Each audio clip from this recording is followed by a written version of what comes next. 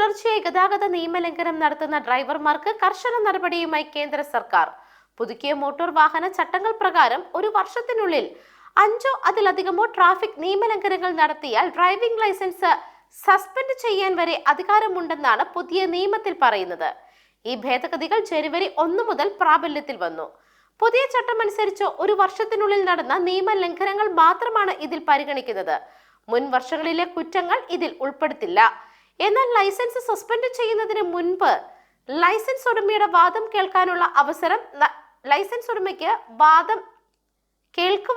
അവസരം നൽകേണ്ടതുണ്ടെന്നും ചട്ടത്തിൽ വ്യക്തമാക്കിയിട്ടുണ്ട്.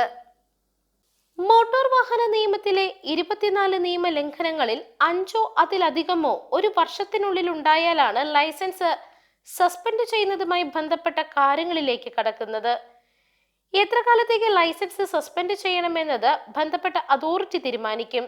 പതിവ് നിയമലംഘകരെ നിയന്ത്രിക്കുകയും റോഡ് സുരക്ഷ മെച്ചപ്പെടുത്തുകയും ചെയ്യുന്നതാണ് ഇതിന്റെ ലക്ഷ്യമെന്നും അധികൃതർ വ്യക്തമാക്കി.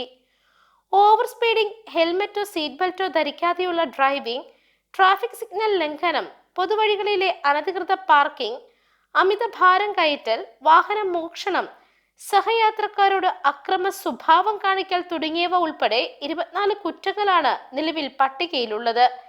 ഇതിൽ ചെറിയ കുറ്റങ്ങളെന്നോ വലുതെന്നോ കണക്കാക്കാതെ എണ്ണം 5-ൽ കൂടിയാൽ നടപടി നേരിടേണ്ടി വരും. ലൈസൻസ് സസ്പെൻഡ് ചെയ്യാനുള്ള അധികാരം RTO, ജില്ലാ ട്രാൻസ്പോർട്ട് ഓഫീസർ എന്നിവർക്കാണ്. News desk Magnavision.